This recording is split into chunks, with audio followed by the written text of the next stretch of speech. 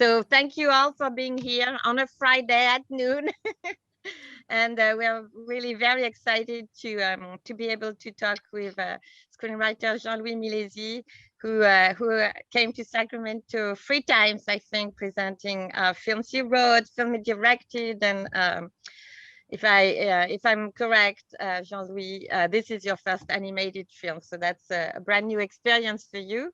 And so welcome to all. I'm going to let the professor say a few words, presentation, and then we'll go directly to the discussion. Yeah, so thank you all for being here. I'll just point out one thing, and that is that you've got different ways of viewing this. If you look up in the top right hand corner, it says view. And if you'd like to have it in gallery view, that means you see everybody. Or if you want to have it just for the speaker, you can put it on speaker view, and that way you will hear, you will focus when Jean-Louis is speaking, you will just see him. And then when Marie does the translation, you will see her. So depending on how you like to look at your screen, those are the two options. So we're delighted to have Jean-Louis here. Merci d'être là, Jean-Louis. C'est vraiment un plaisir de vous revoir, enfin de te revoir. Et donc, on va commencer. So we'll start. And Marie will translate the questions. Please put your questions in the chat or raise your hand using the reactions. In reactions, there's a little hand you can put up, and I'll let you ask your questions. So, Jean-Louis, how did you become involved with this project for the film? En fait, j'étais encore à Berkeley, où j'ai passé quelques années, et c'est tout simplement le réalisateur qui venait de passer 1 année et demie à essayer d'écrire un scénario sur Josep Bartoli, qui n'y arrivait pas. Et celui qui allait devenir le producteur du film lui a conseillé de me contacter. Et il m'a contacté par l'intermédiaire de mon agent. Je laisse Marie. So he was, yeah. Jean-Louis was still living in Berkeley at the time, and the director, Aurel, spent a year and a half trying to finalize the script himself and was struggling with it. And so via the person who ended up becoming the producer of the film, Jean-Louis was contacted through his agent and asked to help with the script. Et moi, je ne connaissais absolument pas Aurel. Je ne connaissais pas ses dessins non plus. Il avait fait un court-métrage que je n'avais... Il était en train de terminer un court-métrage d'animation, le seul qu'il a fait. Et comme j'aime bien relever les défis, je n'avais jamais fait de film d'animation, je n'avais jamais fait de film historique. Donc, quand il m'a proposé l'idée, j'ai dit oui tout de suite. So he didn't know the director at all, Aurel. He only knew that he had done a short animated film before, and he saw this as a welcome challenge, wanting to try both animation for the first time and a historical film as well. Very good. Thank you. Merci. I wanted to ask Jean-Louis, what did you use as resources for the film, for the life of Josep? What kind of resources are there? Is there a biography of him, or was it mainly like from letters, or what kind of resources did you have to construct your story? La première chose, c'est les quelques documents qui étaient en la possession de Aurel, le réalisateur. Il y avait une espèce un seul livre dans lequel Josep parlait un petit peu, surtout de son travail d'artiste. Il a très peu parlé de l'époque de la guerre et de l'époque des camps. Il y avait surtout le cahier de croquis qu'il a fait éditer au Mexique, comme on le raconte dans le film. Et sur lui, on connaît très peu de choses en fait sur lui. Je fais une pause pour Marie. So Aurel, the director, had some documents. There was a book, but it was more about Josep's life as an artist. There's also a book of drawings, the one that we see being edited in the in the actual animated film, but there really wasn't very much. Ensuite, j'ai dû inventer beaucoup autour de… Par exemple, on sait qu'un gendarme l'a aidé à s'enfuir d'un des camps. On n'en sait pas plus. Et donc, j'ai dû inventer beaucoup pour faire vivre Josep et le camp. Par contre, j'ai dû chercher énormément d'informations sur la retirada, sur les guerres d'Espagne, tout ce que je ne connaissais pas. Donc ça, c'est des récits, des témoignages audio, beaucoup de photos, quelques films, et tout ce que j'ai pu trouver en habitant à Berkeley. C'était un peu difficile. Mais donc, je me suis fait envoyer pas mal de documents que j'achetais en France et tout ce que je pouvais trouver sur Internet. So he had to invent quite a bit as well. What we know is that Josep befriended a policeman, as we see in the film, but he had to kind of bring the story to life and invent pieces of it. He did a lot of research on the Spanish War, all this while being located himself in Berkeley. So he was ordering documents that were coming from Europe, listening to a lot of testimonies, finding videos and all sorts of documents to get a better idea of this time period. Et puis ensuite, si tu veux, on a eu la chance ensuite à New York de rencontrer la veuve de Josep Bartoli, qui vit toujours à New York. C'est elle qu'on voit à la fin du film. C'est sa voix qu'on entend. Et donc, avec Aurel, on s'est retrouvés, lui venant de Montpellier et moi de Berkeley. On s'est retrouvés à New York pour lui rendre visite. Et c'est là que j'ai découvert le tableau que je fais peindre pendant tout le film à Josep. Voilà, c'est d'autres sources comme ça auxquelles j'ai pu avoir accès. He also got to meet Josep's widow. So she's actually the woman at the very end of the film, and it is her voice in the film. She lives in New York. So Jean-Louis and Aurel, the director, actually met up in New York to meet her. This is also where they discovered the painting that Josep paints throughout the film, and just brought a lot of inspiration. I think it's interesting to just acknowledge sort of the biography of Josep, just so that we all have an idea.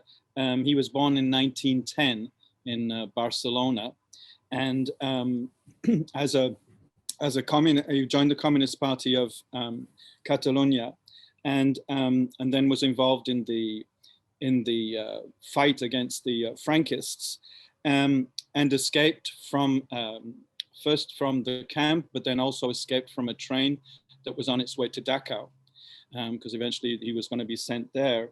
And then he ended up going to Mexico, getting his way to Mexico, where he met Diego Rivera and Frida Kahlo, and then he moved on to live in the United States in New York, where he met Rothko and Jackson Pollock and Klein and de Kooning and people like that. And he died in 1995, so he's 85 years old when he died. And that's just to kind of give you a few other biographical details, which I think are interesting, because Jean-Louis, in your story, you focus a lot on that moment where they're in the retreat from Spain as the Republicans leave Spain and come to France, and they're put in this camp. Could you talk a little bit about how you came to focus on the camps? Lorsque Aurel m'a contacté et qu'il m'a envoyé ses documents, il m'a donné carte blanche. Il m'a dit, tu fais ce que tu veux. On ne se connaissait pas, hein, mais il m'a dit, fais-moi une proposition. Il connaissait les films que j'avais écrits. Il m'a dit, vas-y, vas-y. Je me suis plongé dans la biographie de Josep Bartoli. Moi, je ne me sentais pas de raconter la guerre d'Espagne. D'autres l'ont fait avant moi, mieux que moi. Je ne me sentais pas. Par contre, quand j'ai vraiment découvert, j'en avais entendu parler, mais quand j'ai vraiment découvert comment on les avait accueillis, comment on les avait parqués, comment on les avait laissés mourir de faim, de maladie dans ces camps, de la honte, ça, je me suis dit, ça, je veux le raconter. Ça, je veux parler de ça. Voilà. Et j'ai proposé ça à Aurel. Et il m'a redit la même chose, il m'a dit, tu as carte blanche, fais ce que tu veux. Donc voilà, ce témoignage, j'avais matière, moi, à raconter, à faire un film avec ça. Je me sentais capable de parler de ça. Et comme ce qui s'est passé pour lui m'a ému, je me suis dit, je peux transmettre quelque chose. Voilà, c'est pour ça que je suis parti je me suis vraiment focalisé sur cette période. So when Jean-Louis got in touch with Aurel, the director, they didn't know each other at all, but Aurel told him, you have full freedom to really create the story that you want out of the documents that he was able to share with him. And when Jean-Louis examined all these documents, he realized that telling the Spanish Civil War was not really something that he was capable of, or it had been done before and by people who would have done it, who did it better than he would have. But instead, he focused on the story of how the Spanish Republicans were welcomed, for lack of a better word, in France, how they were more or less left to die and how they were treated. This is something that really moved him, and here he felt a challenge to transmit this part of history. Very good, thank you. And then as you make your story, you invent the character of the grandfather, Serge, the gendarme, and then his grandson.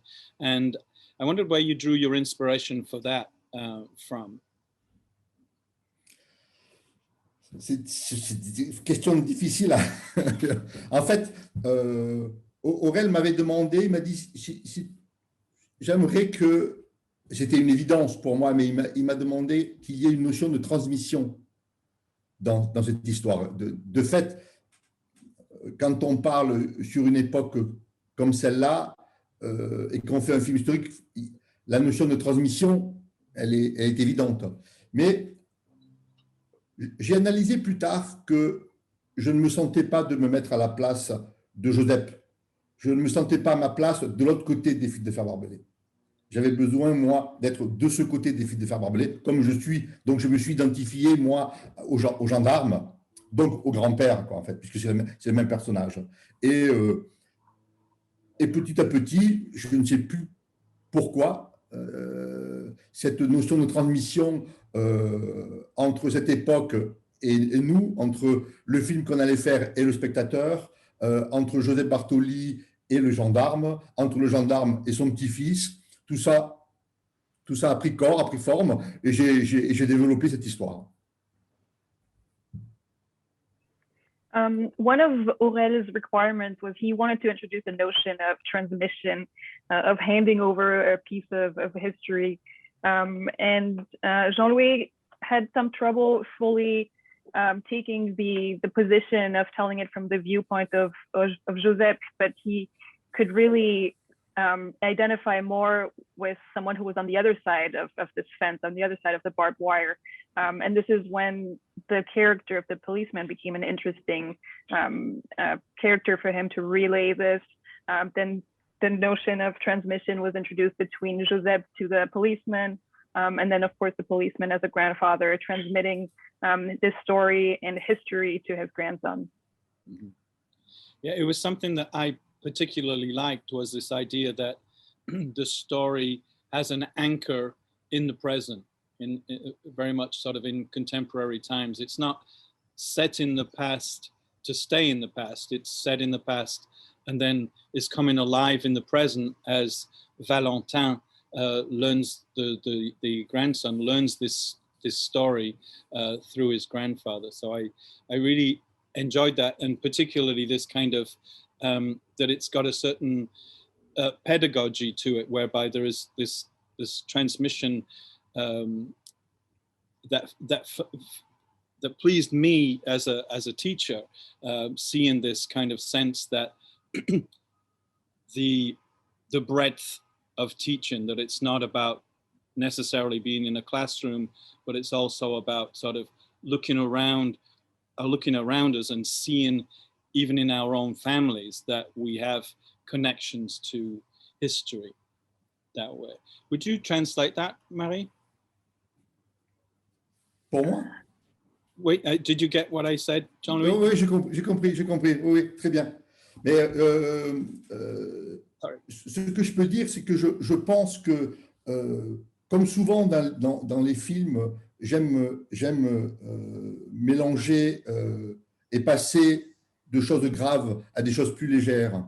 Et le présent, Valentin, me permettait d'abord, à moi, en tant que scénariste, et aux spectateurs aussi, de prendre un bol d'air, de respirer avant de replonger dans cette histoire qui est quand même très dure. Donc d'amener des petites doses d'humour et d'amener. Et en fait, je ne l'ai pas calculé, mais je pense que sans Valentin, un public plus jeune, comme j'ai pu en rencontrer dans les collèges et les lycées, aurait peut-être eu plus de mal à rentrer dans l'histoire s'il n'y avait pas eu Valentin.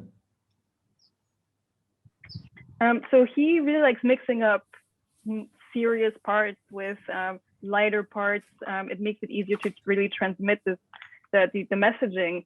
And introducing the character of Valentin, of the grandson, was kind of like giving a little pause and getting some fresh air in between more serious moments. A touch of humor as well. It's really a technique that he cherishes. Yeah, I could really see you when the first time when I saw the family and then I saw Valentin with his grandfather, I could see you too there, just because I know you and I know your children, and so I really felt this idea of the family and how the family kind of works in this way where, you know, there's a certain amount of discipline that there needs to be, but there's also this kind of other part where, you know, because the mom's kind of the disciplinarian with Valentin, and then his granddad kind of opens up to him, and there's all these sort of different ways in which the family works, which I found really quite moving, and it really drew me into the film. En fait, je me suis basé sur quelque chose qu'on connaît tous plus ou moins. C'est cette histoire qui saute une génération. La mère, parce qu'elle a vu son père en souffrir, sans doute parce que son père en a trop parlé, cette époque-là, elle ne veut plus entendre parler. Donc tout ça, c'est symbolisé par le dessin qu'elle ne veut plus voir. Et le petit-fils qui lui découvre, voilà, il a cette soif de connaissance et de découvrir son grand-père. En fait, il découvre son grand-père au moment où le grand-père va décéder. Et je trouvais ça... Moi, je n'ai jamais eu de grands-parents. Tous mes grands-parents sont morts avant ma naissance. Donc, je pense que j'avais aussi envie de créer des liens que je n'ai jamais eus. Yeah, it's something that we all more or less know. It's something that happens throughout generations, that history kind of skips a generation sometimes. We see with a mother who is a bit more of an authoritative figure and who can't stand to see the drawing anymore, that she probably heard too much from her father, and that she has saturated and doesn't want to hear any more about it, and hasn't transmitted it to her son. But then in turn, we see the grandson who has this appetite for his grandfather's knowledge and stories. And Jean-Louis himself never had grandparents, so in a way he really enjoyed recreating this link with that generation. Very good. I was wondering about some of the other things in the film. In the chat, Monette has mentioned that recently, a few years ago, Frida Kahlo's letters to Josep were sold at auction in New York, and they were sold for she wrote $123,000 or so, and they were very passionate letters. And I think there is a quotation in the film from one of the letters, and I wondered if you could talk about the idea of Frida Kahlo in the film. Quand j'ai découvert que Josep a eu une relation avec Frida Kahlo, à l'époque, peu de gens le savaient. Il ne voulait pas en parler. Il n'avait jamais voulu en parler, lui. Il ne voulait pas s'appuyer là-dessus pour faire une carrière ou pour faire parler de lui. Il n'en avait jamais parlé. Par contre, quand nous étions chez sa veuve, chez Bernice, elle a sorti d'un placard un vieux sac de sport avec la fermeture éclair cassée. Et dedans, il y avait toute la correspondance de Frida Kahlo, qu'elle n'avait jamais lue parce qu'elle ne lisait pas l'espagnol. Et pour la première fois, Aurel a pris une lettre, il lui a traduit les mots de la maîtresse. Bon, il ne connaissait pas encore sa future femme. C'était un moment très, très, très émouvant pour nous. Je laisse un petit moment pour que Mary puisse traduire. Il n'y a pas de souci, vous pouvez continuer. J'y vais. So for the relationship with Frida Kahlo, this is something that Josep never really wanted to speak publicly about or mention. It was very private to him. But when Aurel and Jean-Louis met Josep's widow in New York, she took out, they were in her home, and she took out a sports bag which was full of letters and various correspondence. And there were letters from Frida Kahlo to Josep, and she herself had never read them because she does not understand Spanish.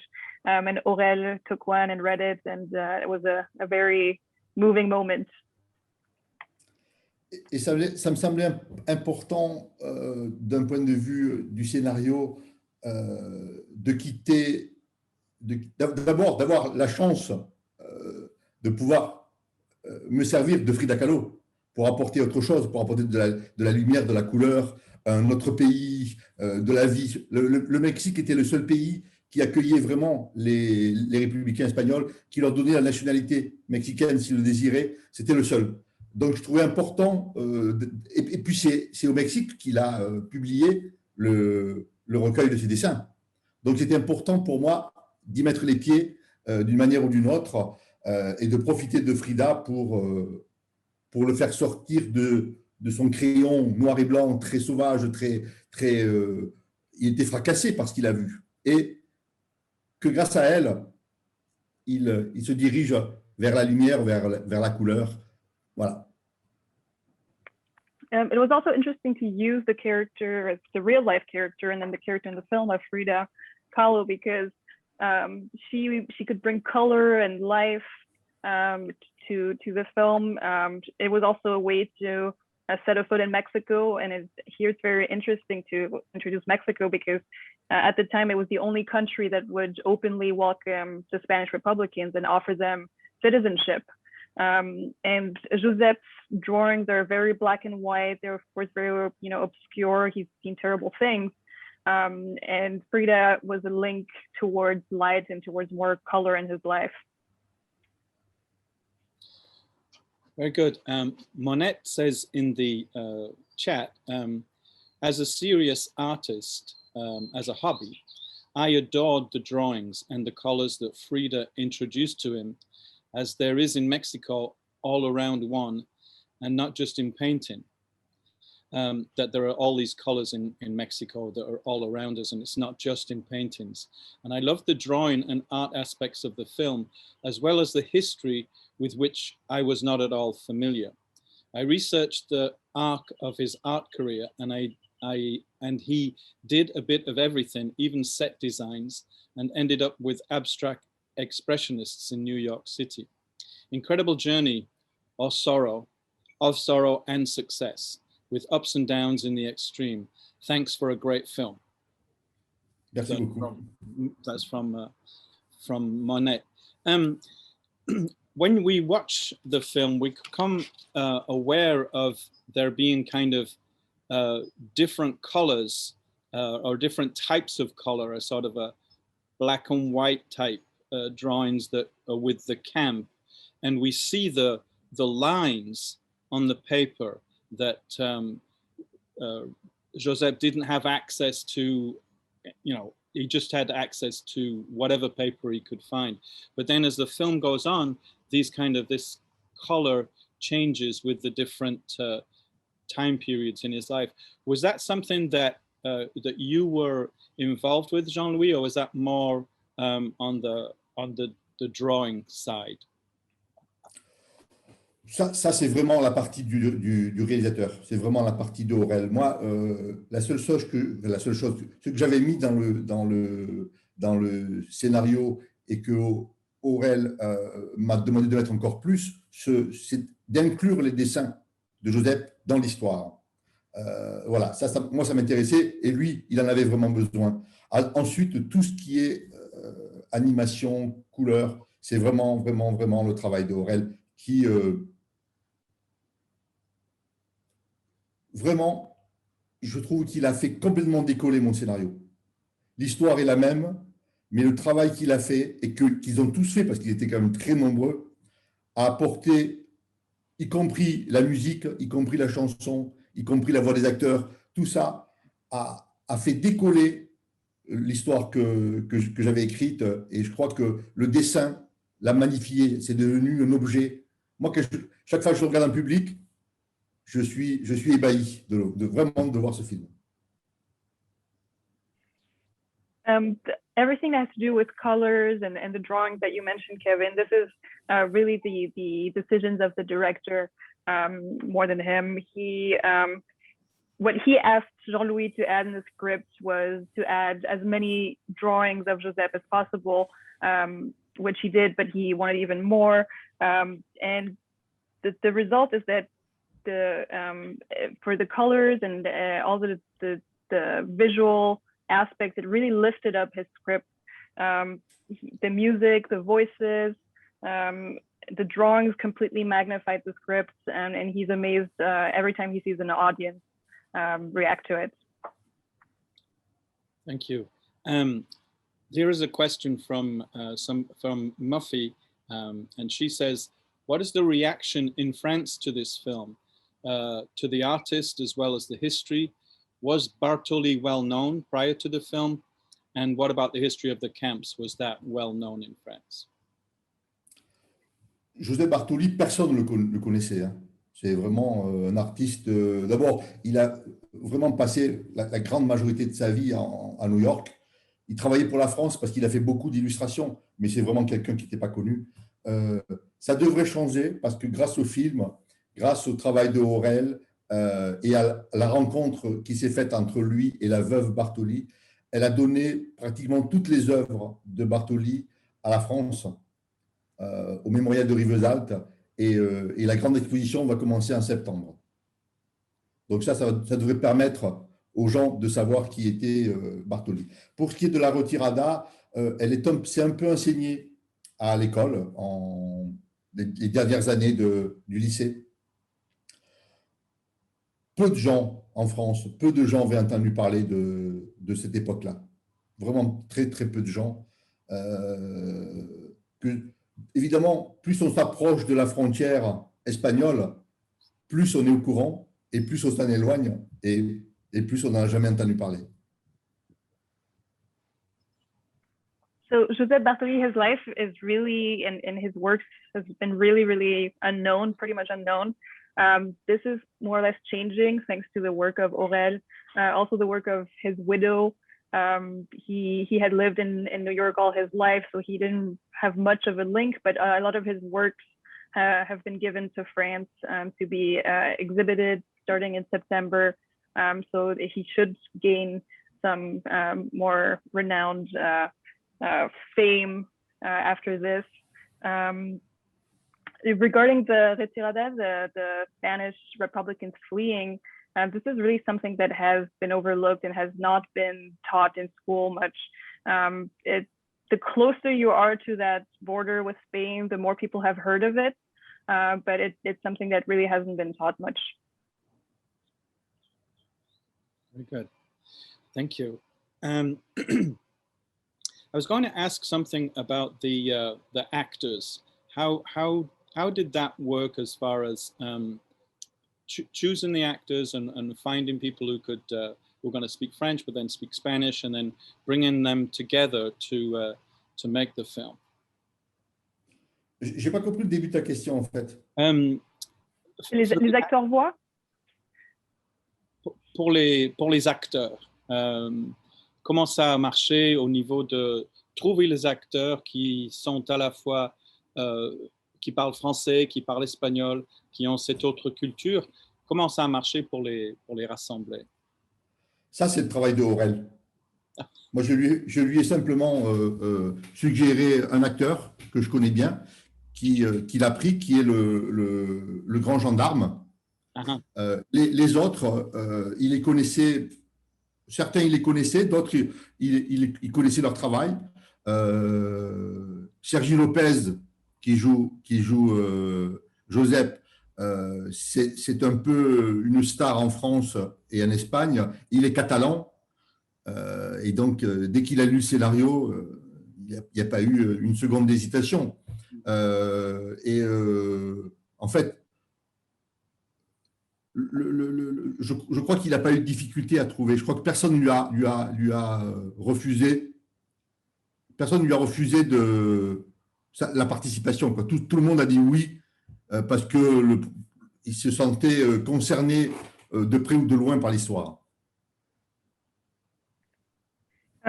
Finding the actors was really Aurel's influence on this.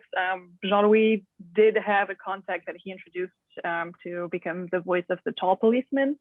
Other than that, Josep's voice is Sergi Lopez, who is a very famous actor in France and Spain, and he's from Catalonia. He's Catalan, and he accepted immediately. Actually, everyone who was asked to perform the voices accepted right away, and they loved having a part in this, in telling this story.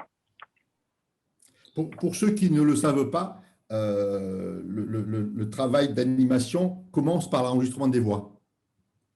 Donc, ce n'est pas des voix qui viennent se plaquer sur un dessin, ce sont des dessins qui viennent se poser sur des voix. Donc, ça commence par 2, 3, 4 acteurs dans un studio, avec un scénario et avec le réalisateur, et il faut inventer vraiment le personnage.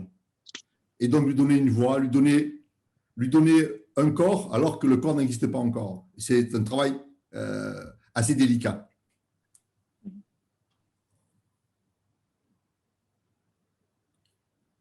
On ne t'entend pas.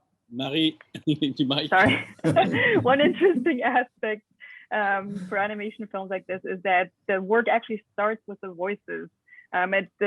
The voices are recorded before the drawings, all the images are created. So it starts with 3-4 actors in a recording studio, and they really have to invent the characters and bring a character to life before they can see it. That is fascinating to think about that. I definitely think about it the other way around. I think of the drawings coming first and then the voices being put on, but that idea of the voices being first and then the drawings, that's really quite... Alors, dans les films où il y a beaucoup d'argent, les Walt Disney et tout ça, on fait d'abord travailler des acteurs qui font ce travail-là, et puis après on appelle les stars qui, une fois le film fini, viennent mettre leur voix. Ça, c'est un autre niveau de cinéma.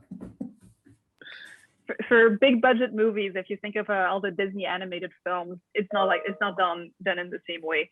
For those, they have some actors who do that preliminary work of really creating those voices and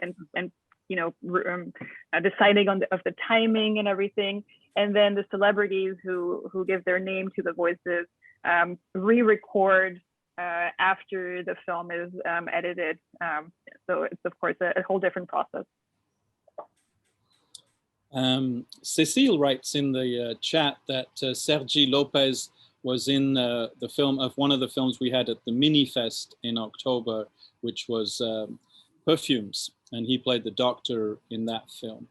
And he's a voice that I recognized, and I really like his voice and enjoy listening to him speak Spanish and Catalan and French. I think he brings these three cultures together in an embodiment of that kind of Spain and Catalonia and France all together.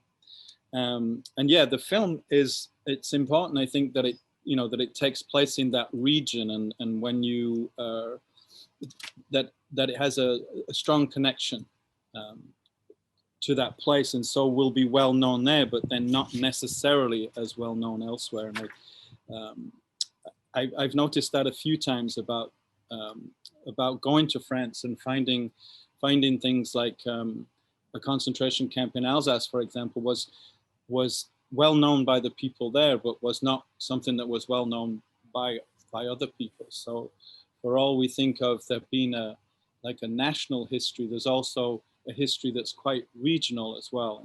And sometimes you need to go find it out, kind of tease it out. So otherwise you sort of see this national history as being one thing, but it's many things at the same time, I think. En fait, il y a eu le terme camp de concentration a été inventé à ce moment-là. Et il y a eu plus d'une centaine de camps à travers la France qui ont servi pour les Espagnols, qui ont servi ensuite pour les Juifs, qui ont servi plus tard pour les Tziganes, qui ont servi pour les immigrations, les Boat People, qui ont servi pour les Harkis à la fin de la guerre d'Espagne. Et le dernier de ces camps, c'est une historienne qui a supervisé, pas l'écriture, mais qui nous a donné son feu vert une fois que le scénario écrit, qui a vérifié qu'on n'ait pas dit de bêtises, qui nous a appris que le dernier camp, en fait, en France, a fermé en 2005. Donc, il a servi jusqu'en 2005, avec des périodes où il redevenait militaire, mais régulièrement, il redevenait pour accueillir des réfugiés. Yeah, the term of concentration camp comes from that time period, and it's not always known, but there were over 100 concentration camps on French territory. They served for the Spanish refugees, and then later on for the Jews and Gypsies, and then boat people. And over time, they've been used by military or for the purpose of hosting refugees. And the last one was closed in 2005. And these aspects were verified by a historian that they worked with.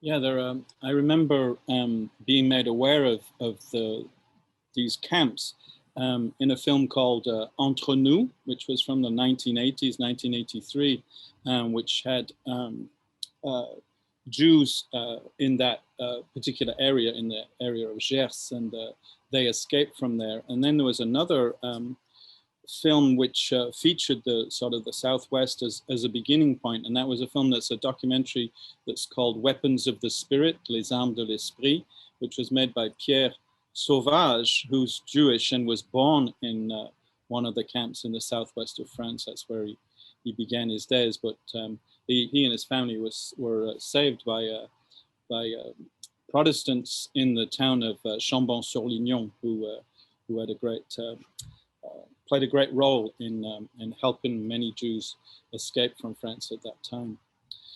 Those were just some of the connections that went in my mind when I was watching this. In France, have you been able to organize events or debates around the projections?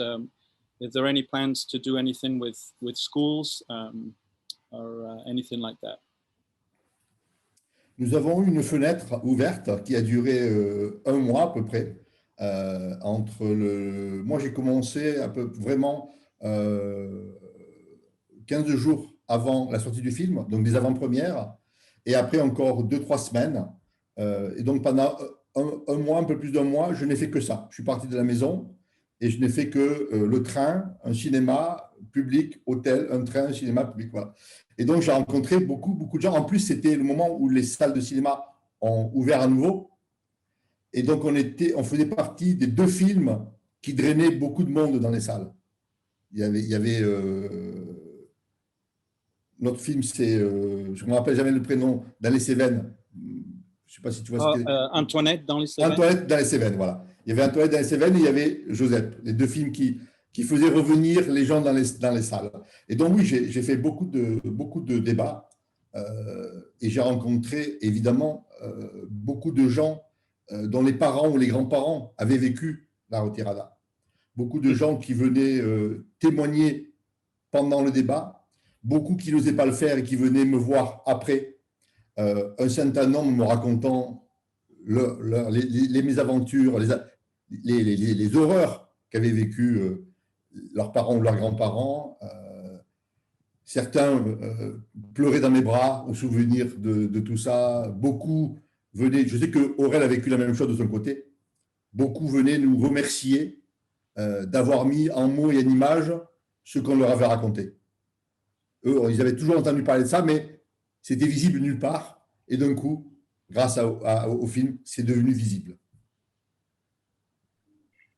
So the film was actually presented when they had a 1-month window between cinema closures last year. It was one of 2 films that really had a lot of could bring a lot of audience into the cinemas with Antoinette dans les Cévennes, which we showed earlier this year as well. And so Jean-Louis was on the road the whole time that month, presenting it at premieres and having discussions with the audience. He was always hopping from a train to a cinema to a hotel. And there, in all these discussions, a lot of people said that they knew this from their parents or grandparents who had witnessed that, who had witnessed the horrors of this time period, and were very moved that this film was giving this part of history the visibility that it deserved. Et pour les scolaires, j'en ai rencontré quelques-unes. Malheureusement, nous avons eu un nouveau confinement et donc interdiction d'aller dans les écoles. Mais je commence à... Le film vient de rentrer dans le processus école et cinéma. Donc, on commence déjà à avoir, Aurel et moi, des demandes à partir de septembre pour aller l'accompagner. Et j'ai été enchanté et très agréablement surpris par l'accueil des jeunes sur ce film. Je ne m'y attendais pas. Je pensais que le dessin était quand même très difficile pour eux, l'histoire aussi. Et en fait, leur regard sur le film était très touchant.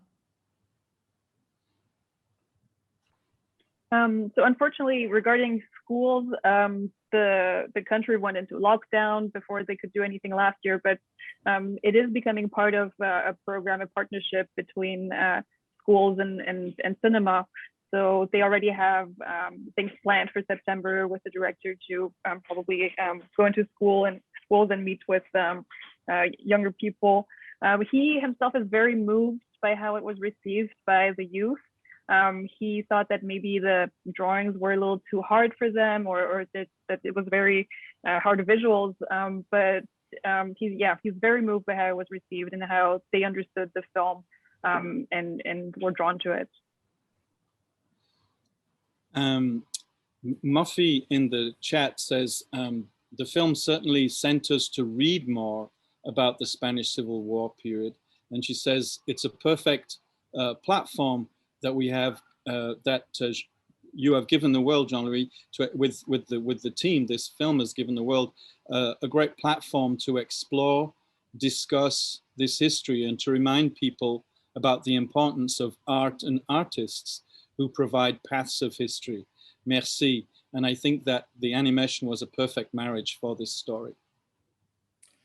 Je crois que effectivement que l'animation ouvre beaucoup de portes, et notre boulot, c'est de faire des films, d'écrire des films, mais dès qu'on a la possibilité, c'est d'ouvrir des portes et que les gens profitent de ces ouvertures pour aller plonger, là en l'occurrence, la guerre d'Espagne, comment on les a accueillis, etc. etc. Voilà. Nous, notre travail, c'est d'offrir cette possibilité et encore une fois, le travail d'Aurel a vraiment permis tout ça. Animation is a great way to open doors, and making films in general is a great way to open doors to new things and to more knowledge. And it's really Aurel's work that made this possible.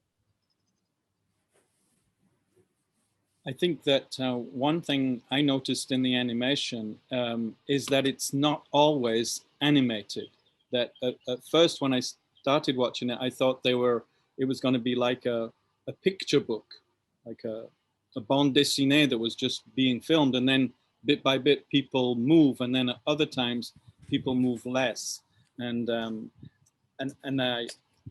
I realized that this is Aurel's kind of ideas, but what were your feelings about the kind of still and movement in the film, Jean-Louis? La première fois qu'il m'a parlé de ça,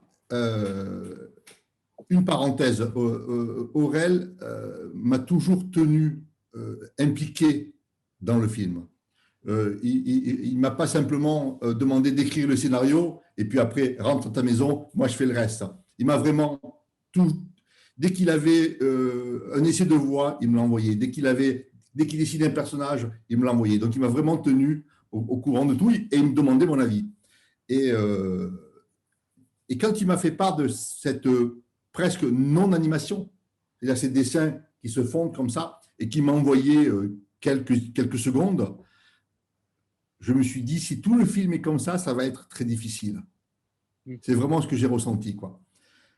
Et en fait, une fois le film fini, la question ne se pose même plus. Le fait que tout ce qui est mémoriel, tout ce qui est le passé, soit si peu animé, nous permet d'apprécier la force du dessin, beaucoup plus qu'avec une animation classique. Et en étant dans la force du dessin, on est complètement dans le dessin. Et cette force-là, il n'y avait que Aurel.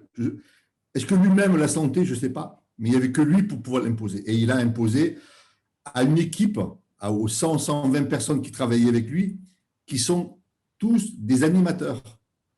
Donc, quand vous dites à un animateur, on ne va pas animer, c'est très difficile. Aurel had Jean-Louis involved in a lot of steps in the film. He would ask for his opinion all the time. He would send him voice samples and pretty much subject every idea to him. And when Aurel suggested to have some images that were barely animated, that are almost static, Jean-Louis thought it was going to be very difficult, that he wasn't enchanted by the idea, but Aurel really pushed this idea through and he imposed it. And the whole crew of animators were also a bit shocked by it because it's their job to animate pictures, and they were going to have very static pictures in some instances. But it also brought power to the images in the sense that the ones that are barely moving are the pictures about memories and the past, making it just much more powerful, and then keeping the present in much faster animation. Thank you, Marie. Thank you, Jean-Louis. I just wanted, one thing I wondered about, and that is when he goes into the museum, goes into museum and puts the drawing on the wall of the museum, is that an invention or is that something that that really happened? Non, non, tout est inventé. Okay. Tout est inventé, oui.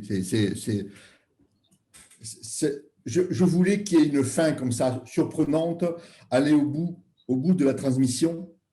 Et je voulais aussi faire plaisir à Aurel, parce que Aurel m'avait demandé une chose, mais plus sur le ton de la plaisanterie qu'une vraie demande. Il m'avait dit « J'adorerais dessiner New York ». Alors, l'idée est restée dans ma tête et je suis allé jusqu'au bout. Voilà, et je voulais qu'il y ait cette idée de transmission, donc ce dessin qui va vivre, qui boucle quelque chose. Donc tout ça c'est de la pure invention. No, this was fully invented. This pure invention. But he really liked this to kind of end the transmission, to kind of close the cycle. And Aurel had also suggested, more kind of as a joke, that he would love to draw New York. And Jean-Louis thought, well, this is a way to get him to draw New York, close the cycle, end the transmission.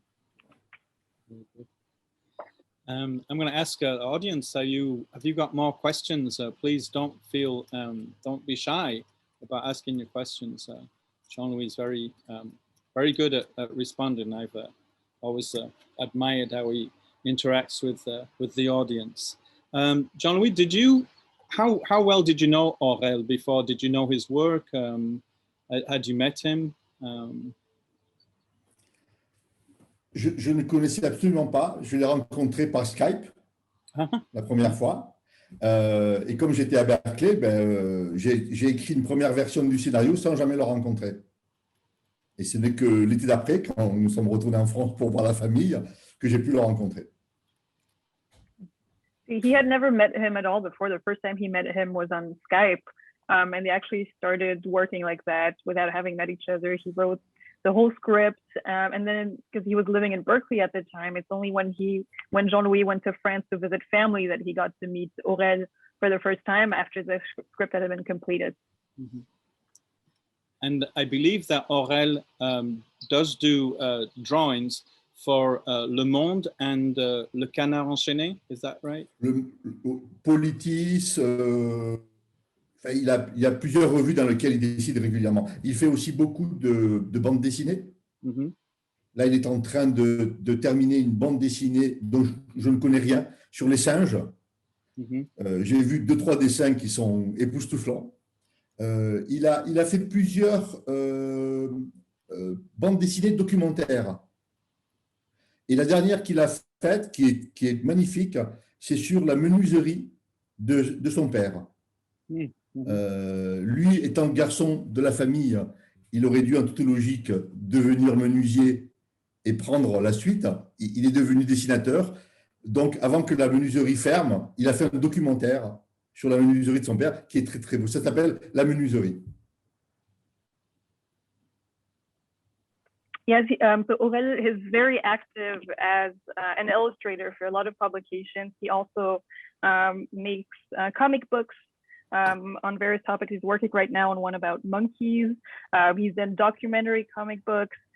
He's done one about his father's carpentry business. He was actually destined to continue the carpentry business, but instead went into illustration. Cecile has a question, and she said, I was disturbed by the way the grandfather was treated by his daughter. Can you explain? Je l'ai dit un petit peu tout à l'heure, c'est que on peut imaginer que toute sa vie, toute son enfance, elle a entendu parler de Josep Bartoli par son père, qui avait forcément une grande admiration pour Josep Bartoli. La preuve, si on analyse un petit peu, c'est que lui, qui était un simple petit gendarme, qui débutait, pour moi, il débute, quand on le voit dans l'écran, c'est son premier job en tant que gendarme. Et puis quand on le retrouve grand-père, ses murs sont couverts de dessins. Donc on peut imaginer que grâce à Bartoli, il est devenu en tout cas amateur, collectionneur de dessins. Et on peut imaginer que sa fille, elle en a soupé, elle en a trop entendu parler de ce Josep Bartoli, de cette époque noire, elle ne veut plus en entendre parler de ses horreurs. Et donc, elle a fait un blackout. Voilà. Et la première question qu'on nous a posée au premier débat qu'on a fait, c'était un petit garçon qui nous a dit pourquoi est-ce que la maman, elle ne comprend rien et pourquoi le petit garçon, il comprend tout?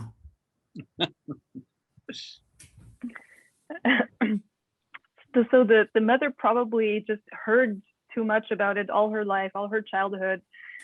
We can see that the grandfather, like his character, is a young policeman, and we can tell his first job. And then towards the end, well, at the end, his room is full of drawings. He has lived horrors. He probably talked about it all his life. It seems he's become a collector. It's probably things that he has talked about a lot. And the mother, we can imagine she just got to a point of saturation and couldn't hear any more of it. What's really interesting is that at the first meeting with an audience, when they were presenting the film, Jean-Louis and the crew were asked by a little boy, how come the mother doesn't understand anything and the young boy Valentin understands everything? Very good. One of the Sharon has asked, what were the specific dates the concentration camps existed?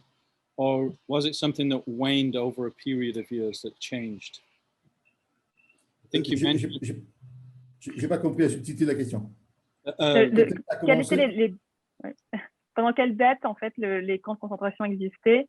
Est-ce que ça a été arrêté graduellement? Donc là, je pense que c'est des camps pour les réfugiés espagnols spécifiquement. Est-ce que ça a été arrêté d'un coup? Est-ce que c'était progressif, l'arrêt de ces camps?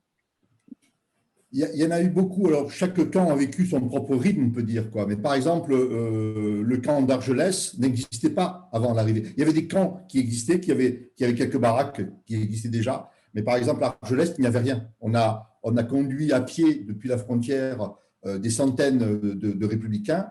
On les a parqués sur une plage. Et il y avait simplement une ceinture faite par les gendarmes pour les empêcher de partir. Et au fur et à mesure, on leur a amené du bois. Et c'est eux-mêmes qui ont construit leur propre baraquement. C'est comme ça que le camp d'Argelès et d'autres camps sont nés. Ensuite, certains, comme celui-ci, a vécu, je ne pourrais pas vous dire exactement combien de temps, mais il n'a pas perduré. Il n'y a plus rien qui existe de ce camp-là. Mais à Rivesaltes et dans d'autres lieux, on a conservé des bâtiments parce qu'ils ont servi, comme je disais tout à l'heure, ils ont servi sur plusieurs générations, puisque le dernier a fermé en 2005. Donc là, on a conservé des bâtiments. Et dans le camp de Rivesaltes, donc, a été ouvert en, je vais dire une bêtise, mais je pense que c'est 2015, quelque chose comme ça, 2016, le mémorial de la retirada, le mémorial de ces gens qui ont été emprisonnés en arrivant. Donc, je ne l'ai pas visité encore, je vais le voir en septembre lorsqu'il y aura l'inauguration de l'exposition Bartoli, mais c'est un camp qui est sous terre en fait. Donc, on rentre comme eux sous terre, et puis là, il paraît que la chose est très frappante. Et une des choses dont je suis particulièrement content, c'est que le film va rester là, tout le temps, à longueur d'année, pour être projeté aux scolaires et au public classique. Some of the camps actually did not exist prior to that. For example, Ageless, which is a place. What happened there is that the refugees were taken from the border and they were walked to the beach, basically. And then basically there was just a line of police to prevent them from going anywhere else and to contain them in that area. And then they were brought wood to basically build their camp themselves, which is something that we actually see in the film, and build their fortifications. And Rivesaltes is where a couple years ago, so either 2015 or 2016, a memorial opened, and it's very impressive because it's underground, and you go into what used to be the camp, and they're going to, this is where the Josep exhibition is going to open in September, and they're also going to show the film year round to and whoever visits there. Yeah. The artistry for the film, the artist Josep Bartoli is very talented. Did Aurel have to change his style of drawing and painting to get in tune with Bartoli? Je crois qu'Aurel ne voulait surtout pas imiter Josep Bartoli. D'abord, puisqu'il avait parce que la rencontre entre Josep Bartoli et Aurel, elle s'est faite sur la couverture d'un livre.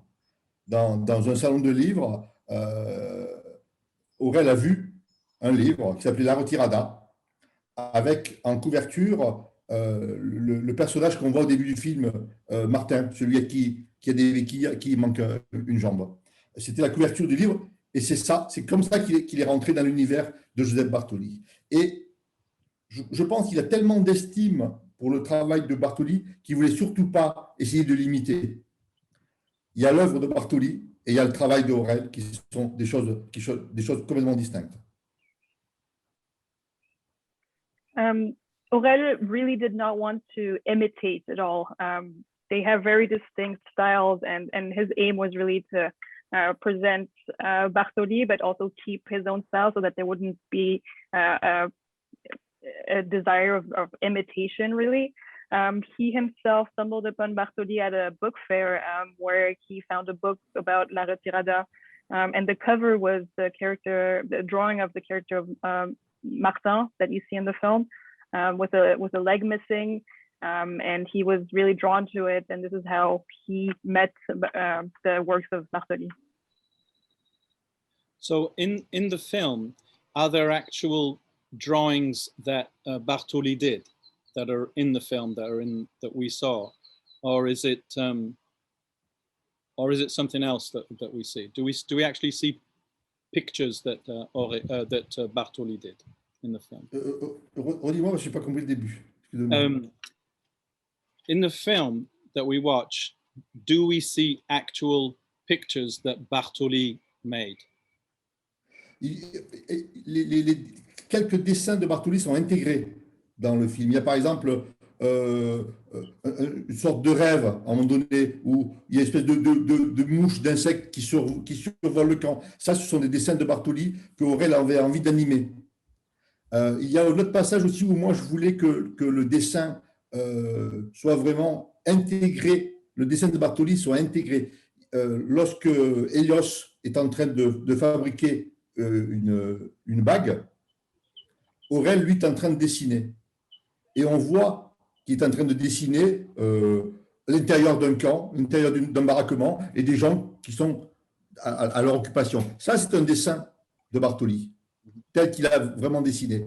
Et ensuite, on voit Hélios avec sa bague qui rentre dans le dessin de Bartoli et qui se retourne vers Josep. Voilà, j'avais envie qu'il y ait ce mouvement et qu'on rentre, grâce à un personnage, dans le dessin de Josep Bartoli.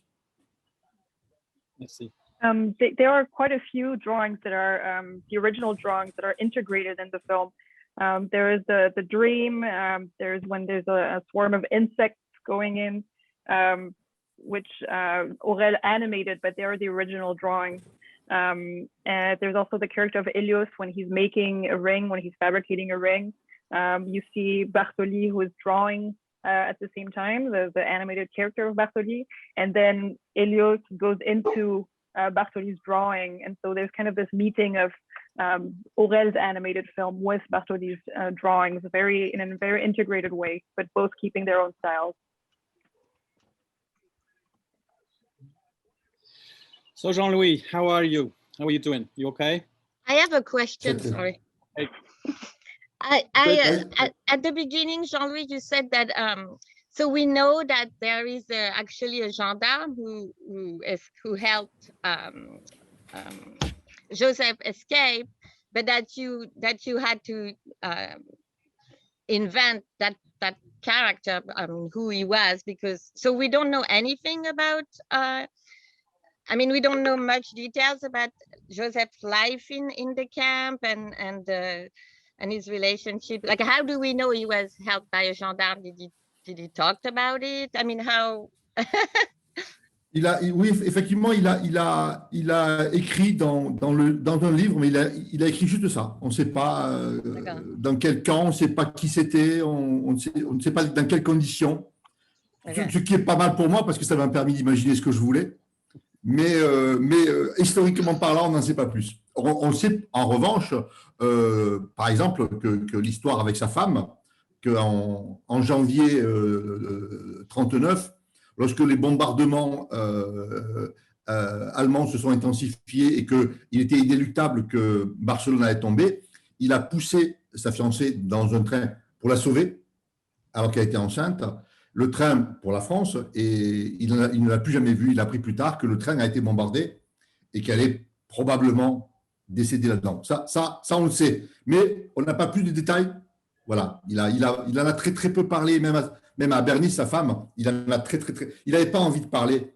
Beaucoup de gens que j'ai rencontrés nous disaient que les parents ou les grands-parents n'avaient pas envie d'en parler. Beaucoup refusaient d'en parler. Alors que d'autres avaient besoin d'en parler. Mais beaucoup ont vécu cette période, que ce soit la trahison de Franco qui a pris le pouvoir, la défaite, l'accueil qu'on leur a fait en France, comment on les a considérés comme des indésirables en France. Ils avaient une honte sur eux et qui les empêchait de vivre jusqu'à leur mort. So not a lot is known about Josep's life. There's not a lot of detail. His relationship to the policeman, it's been written, he wrote about it in a book, but with very little detail, which was good for Jean-Louis because he got to invent a lot of this on his own terms to create his story. We do know that in January 1939, when Germany really started bombing France and Spain, that his wife, or fiance, was he pushed her into a train to try and escape, but that she was probably fell victim to a bomb in one of those trains, but it has never been proven. But this part is not invented. Was very common for the people who lived through this, that they didn't want to talk, they didn't want to go back on the events. There's also some people who need to talk and who talked about it a lot, but it was very common for people to be like Josep and to not want to reminisce the treason of Franco and the horrors that they saw. Il faut savoir aussi, il faut imaginer que ces gens-là, que ce soit en France ou ailleurs, toute leur vie, ils ont attendu que Franco meure pour retourner dans leur pays.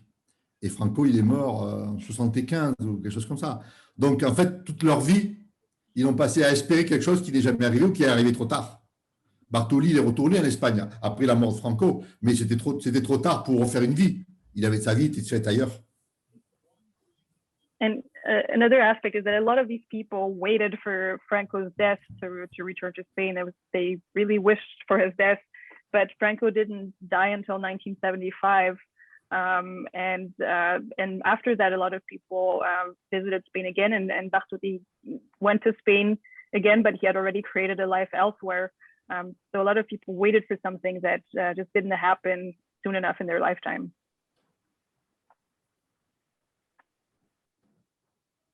Jean-Louis, what kind of projects do you have going on now? What's your kind of next thing you're thinking about working on? Je termine un roman sur quelqu'un que vous connaissez aux États-Unis qui s'appelle Edward Curtis, photographe qui a passé 30 ans de sa vie à photographier les Indiens d'Amérique du Nord entre 1900 et 1930. C'est un personnage que j'ai découvert quand j'étais à Berkeley. Et j'ai travaillé un peu avec lui comme j'ai travaillé avec Josep. C'est-à-dire que j'ai pris beaucoup de choses vraies et j'ai inventé une fiction avec toutes ces choses vraies. Et sinon, je travaille sur le prochain film de Aurel, qui ne sera pas, contre toute attente, un film d'animation. Oh. Tout le monde est surpris. And what's the... Can we know more about this project? C'est difficile d'en dire plus. Il y a encore un petit peu de guerre d'Espagne, il y a encore beaucoup d'Espagne, mais ça se passe aujourd'hui et ça va parler de dessin malgré tout. So Jean-Louis is currently finishing a novel about Edward Curtis, who he discovered while Jean-Louis was living in Berkeley. He was a photographer who worked on Native American people and did a lot of work photographing them. He is also, or will be working on Aurel's next film with him. And it won't be an animated film. However, there will be a lot of Spain in it as well, but it will be set in the present, and it also involves drawing. Drawing. Yeah, sounds fascinating. I'm very intrigued. I'm looking forward to seeing the novel too. Et peut-être que celui-là, je pourrais venir le montrer à Sacramento. Justement, and perhaps he will be able to come present it in Sacramento this time. Justement, oui. Well, on t'invitera avec Aurel. Ah, super. That would be j'ai entendu, hein. Yeah. Cécile, do you have anything you'd like to say before we bring it to a close? No, just thank you for being here on this Friday at noon.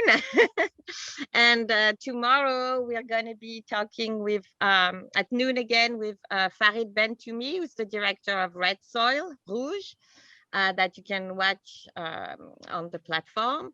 And then on Sunday, we'll be talking with the actor of À l'abordage, All Hands on Deck. It's a really fun and sweet adventure, road trip, comedy, romance with young kids in the south of France, and it's a very summery film. And so actor Salif Cissé will be with us on Sunday at noon. And we still have films to watch on the platform. And as you know, Appearances is going to be released on Sunday.